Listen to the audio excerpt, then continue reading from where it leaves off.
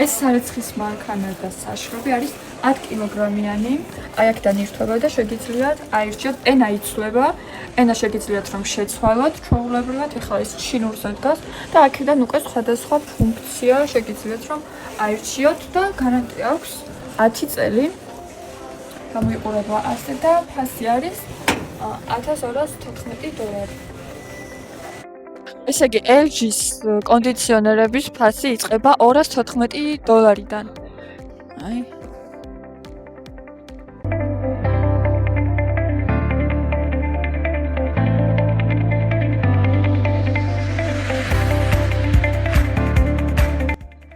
$571.